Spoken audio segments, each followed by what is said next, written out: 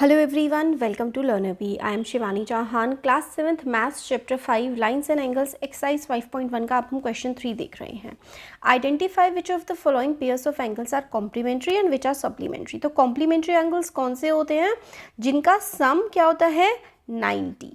जिनका सम 90 होता है वो कॉम्प्लीमेंट्री होते हैं, और सम अगर 180 है तो वो वाले एंगल्स को हम लोग सप्लीमेंट्री एंगल्स बोलते हैं. तो अब हम क्या करेंगे, हमें ये बताना है कि इनमें से कौन सा सप्लीमेंट्री है और कौन सा कॉम्प्लीमेंट्री है. तो इनको ऐड करके देख लेंगे. तो 65 और 115 को जब हम ऐड करेंगे, 65 और 115 इनको हमने ऐड किया तो 5 + 5 10 कैरी 1 6 7 8 और 1, तो क्या आ गया 180. 180 क्या होता है? 180 होता है सप्लीमेंटरी. ठीक है, तो ये कैसा एंगल है? ये एक मतलब ये दोनों ऐड करके सप्लीमेंट्री एंगल बना रहे हैं. अब सेकंड पार्ट है 63 और 27. तो 63 और 27 को ऐड करके देख लो. 7 + 3 10 कैरी 1 6 7 8 9, तो ये हो गया 90 डिग्री. 90 डिग्री क्या है? कॉम्प्लीमेंट्री है ना, क्योंकि 90 डिग्री क्या होता है? 90 डिग्री होता है कॉम्प्लीमेंटरी एंगल. इन दोनों को ऐड कर लेते हैं. थर्ड पार्ट है 112 और 68. इनको ऐड करते हैं. 8 + 2 10, 6 + 1 7 और 8 और 1, तो ये क्या हुआ? ये वाला तो हमारे पास क्या आ गया? ये वाला हमारे पास सप्लीमेंट्री आ गया. तो आप लोग क्या लिख देंगे? आप इसके आगे सप्लीमेंट्री एंगल लिख देंगे. तो आप लिख देंगे सप्लीमेंटरी. नेक्स्ट है 130 और 50. ऐड कर दो. 0 और 0 ऐड होंगे तो 0 ही आएगा. 5 और 3 8 और 1, क्या हो गया? ये वाला भी सप्लीमेंटरी हो गया है ना. तो ऐड करके बताना है. और 45 तो भाई हमें पता है, इनको ऐड करके हमारे पास 90 आता है. और 90 कैसा है? 90 इज़ अ कॉम्प्लीमेंट्री एंगल. तो आप इसके आगे क्या लिख देंगे? इसके आगे सिंपल सा आप लोग लिख देंगे कॉम्प्लीमेंटरी. कॉम्प्लीमेंटरी. तो ये हमारा जो है थर्ड क्वेश्चन. अच्छा, एक पार्ट और है. तो 80 + 10 सिंपल सा 90, और 90 भी क्या है? 90 भी है कॉम्प्लीमेंट्री. तो आप इस पे कॉम्प्लीमेंटरी लिख दो. अब क्वेश्चन 4 देखते हैं. Find the angles which are equal to their complement. तो वो एंगल बताने हैं जो अपने कॉम्प्लीमेंट के इक्वल होते हैं. तो ये आप लोग कैसे निकालेंगे? तो इसको निकालने के लिए हम लोग लेते हैं लेट द एंगल भी एक्स, भी नहीं बी. तो आप लिखेंगे let the angle b x. ठीक है, तो आप क्या करेंगे फिर उसके बाद? क्योंकि दो एंगल्स हैं तो x और x को ऐड कर देंगे 90 के बराबर, क्योंकि कॉम्प्लीमेंट. 2x = 90 कर देंगे, और x क्या हो जाएगा? 90/2. क्यों? क्योंकि 2 x के साथ मल्टीप्लाई में है. =2 से दूसरी तरफ जा करके डिवाइड हो जाएगा. तो x की वैल्यू आ जाएगी 45. ये वाला क्वेश्चन ना इम्पॉर्टेंट है, बहुत इंपॉर्टेंट है. आपके एग्जाम में पूछने के बहुत चांसेस हैं इसके. तो देखो, इसमें हमें क्या बताना था कि भाई दो एंगल्स कौन से होंगे सेम टू सेम, जिनका हम सम करेंगे तो 90 आ जाएगा. तो हमने एंगल x मान लिया, x + x किया तो 2x, और x की वैल्यू 45 आ गई. क्वेश्चन 5 है find the angle which are equal to their supplement. तो अब फिर से सेम चीज़, let the angle b x. Supplement होता है 180, तो x + x = 180. पहले वाले क्वेश्चन की तरह ही 2x = 180. x को अकेला छोड़ोगे, =2 से दूसरी तरफ लेके जाओगे. 2 9 = 80. तो x की वैल्यू क्या आ जाएगी? x की वैल्यू आ जाएगी 90. तो हमसे क्वेश्चन में क्या पूछा गया था? ये वाला भी इंपॉर्टेंट है. Angle which are equal to their supplement. तो भाई ये हो जाएगा आंसर इसका 90। ठीक है, अब हम लोग देख लेते हैं नेक्स्ट क्वेश्चन। क्वेश्चन नंबर 6 है, एक फिगर गिवन है आपको। In the given figure angle 1 और angle 2 are supplementary angle. Angle 1 और एंगल 2 सप्लीमेंट्री एंगल है। इसका मतलब क्या है कि एंगल 1 और एंगल 2 को ऐड करने के बाद 180 आ रहा है। अब आपसे बोला गया है इफ़ एंगल 1 इज़ डिक्रीज्ड, मतलब एंगल 1 को कम कर दिया। सपोज़ करो कि पहले जो था एंगल 1 वो 90 था, फिर आपने इसको 90 की जगह 80 कर दिया, तो what changes should take place in angle 2। तो एंगल 2 में क्या प्लेस होगा, मतलब क्या चेंज होगा एंगल 2 में। तो देखो इनका सम तो 180 ही हमें करना पड़ेगा।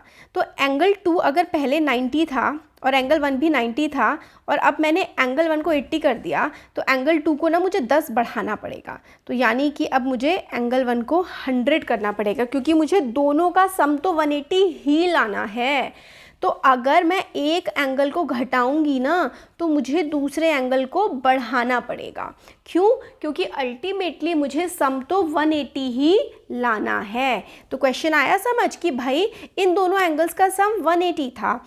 अब अगर मैंने एंगल 1 घटा दिया तो एंगल 2 की वैल्यू का क्या होगा, एंगल 2 की वैल्यू को मुझे बढ़ाना पड़ेगा, क्योंकि सम दोनों का 180 ही मुझे अल्टीमेटली रखना है। तो इस तरीके से आप लोग लिख लेंगे कि भाई एंगल 1 और एंगल 2 का सम जो है वो 180 है। If angle 1 and 2 are supplementary angle, अगर ये दोनों सप्लीमेंट्री हैं, इफ़ एंगल 1 को अगर मैं डिक्रीज़ करूँगी तो एंगल 2 को मुझे इंक्रीज़ करना ही पड़ेगा। Hence angle pair remains supplementary. तो क्योंकि मुझे एंगल के पेयर को इन दोनों को ऐड करके 180 ही लाना है, तो अगर मैंने एक घटाया तो दूसरे को मुझे बढ़ाना पड़ेगा। तो ये हो गया। अब नेक्स्ट क्वेश्चन देखते हैं। देखो क्वेश्चन नंबर 7 जो है, can 2 angles be supplementary if both of them are acute. तो यहाँ देखो कि एक्यूट एंगल कौन से होते हैं। एक्यूट एंगल वो होते हैं जो 90 डिग्री से छोटे होते हैं, जैसे कि 89 है ना, 88, 87, 33, 45, बस 90 से छोटा होना चाहिए। तो जो एंगल 90 से छोटा होता है ना, वो एंगल एक्यूट होता है, लेस देन 90 डिग्री। ये होते हैं acute angle, less than 90 degree. Obtuse angle क्या होते हैं? ऑब्ट्यूज एंगल होते हैं greater than 90 degree, greater than 90 degree but less than 180 degree. तो ये होते हैं ऑब्ट्यूज एंगल, मतलब 91 से लेकर के 179 तक ये सारे के सारे ऑब्ट्यूज हैं। और राइट एंगल कौन सा होता है? राइट एंगल जो है वो होता है 90 डिग्री। एग्जैक्ट 90 को हम लोग राइट एंगल बोलते हैं। तो आप लोगों को समझ में आ गया कि एक्यूट क्या होते हैं, ऑब्ट्यूज क्या होते हैं और राइट क्या होता है। अब हमें बोला गया है if 2 angles can be supplementary if both of them are acute. तो हमसे क्वेश्चन पूछा गया है, क्या 2 एंगल सप्लीमेंट्री हो सकते हैं अगर वो दोनों एक्यूट हों? तो यानी कि अगर 90 से छोटे दोनों के दोनों एंगल्स हों तो क्या उनका सम 180 आ सकता है? तो भाई नहीं आ सकता, क्योंकि 180 आने के लिए कम से कम दोनों एंगल्स तो 90 तो होने ही चाहिए। 90 से अगर दोनों के दोनों छोटे हैं ना, तो भाई 180 उनका सम नहीं आ सकता। आप देखो 89 और 89 का भी सम कर लोगे ना, तो भी वो क्या रहेगा, वो 178 ही बन पाएगा, है ना। तो 90 से अगर छोटे होंगे ना, कि दोनों के दोनों एंगल 90 से छोटे हैं, तो भाई सप्लीमेंट्री नहीं बन पाएंगे। अगर दोनों के दोनों ऑब्ट्यूज हैं तो क्या वो सप्लीमेंट्री बन पाएंगे? चलो करके देखते हैं। ऑब्ट्यूज यानी कि 180 से कम, तो 179 और 105, क्या 179 और 105 ऑब्ट्यूज हो करके क्या 180 होंगे? नहीं, 180 से बड़े हो जाएंगे ये दोनों। तो इसका मतलब ये भी 180 के बराबर नहीं होंगे। इसलिए अगर दोनों एंगल्स ऑब्ट्यूज हैं तो वो दोनों मिलकर के भी सप्लीमेंट्री नहीं बन पाएंगे। बट क्या है, दोनों एंगल अगर 90 हैं तो क्या सप्लीमेंट्री यानी कि 180 बन रहा है? तो भाई ये तो बन रहा है। तो इसका मतलब थर्ड पार्ट का आंसर यस है, क्योंकि अगर दोनों की दोनों 90 हैं तो 180 बन रहा है। तो इस तरीके से आप लिख सकते हैं और ये ऐसे करके आप लोग बता सकते हैं। ठीक है, वैसे ये जो ब्लू में है इसकी ज़रूरत नहीं है, मैंने आपको यहाँ से ही समझा दिया है। अब क्वेश्चन नंबर 8 है, an angle is greater than 75। एक एंगल जो है वो 75 से जो है ना ग्रेटर है। Is its complementary angle greater than, मैंने 75 बोल दिया ना। एक एंगल है जो कि 45 से बड़ा है, मतलब एंगल हम लोग x मान लेते हैं, तो हम लिख देते हैं let the angle b x। तो एंगल को ना हम लोग x सपोज करो मान लेते हैं। हमें बोला है an angle is greater than 45, तो x जो है वो 45 से बड़ा है। Is its complementary angle greater than 45। Complementary का मतलब होता है कि दो एंगल्स को ऐड करके 90 आए। तो let complementary of x, let complementary of x be y। तो x का कॉम्प्लीमेंट्री y है। इसका मतलब क्या है कि भाई एक चीज़ आपको जो समझनी है, ठीक है, तो इसका जो कॉम्प्लीमेंट्री है सपोज करो वो y है, तो इसका मतलब क्या होगा कि x प्लस y किसके बराबर होना चाहिए, 90 के बराबर होना चाहिए, क्योंकि कॉम्प्लीमेंट्री एंगल्स का सम 90 होता है। अब हमें ये बात समझ में आई है कि x जो है वो 90 से बड़ा है, तो भाई y क्या होना चाहिए, y क्या होना चाहिए। तो अगर मैं देखूं तो इसको अगर मैं इक्वेशन 1 मानूं और x जो है वो 45 से बड़ा है, तो x की वैल्यू सपोज करो मैंने रख दी कि 46 ही रख दी मैंने, और y की वैल्यू अगर मैं निकाल के देखूं तो y क्या आएगा, y is equals to 90 minus 46, यानी कि y आ जाएगा 44। ठीक है, और हमसे क्वेश्चन में क्या पूछा गया था, हमें पूछा गया है is its complementary angle greater than 45, equal to 45 और लेस देन 45। तो हमने देखा कि 44 आया है, हम कोई भी वैल्यू रख सकते थे, तो आंसर आएगा इट्स कॉम्प्लीमेंट्री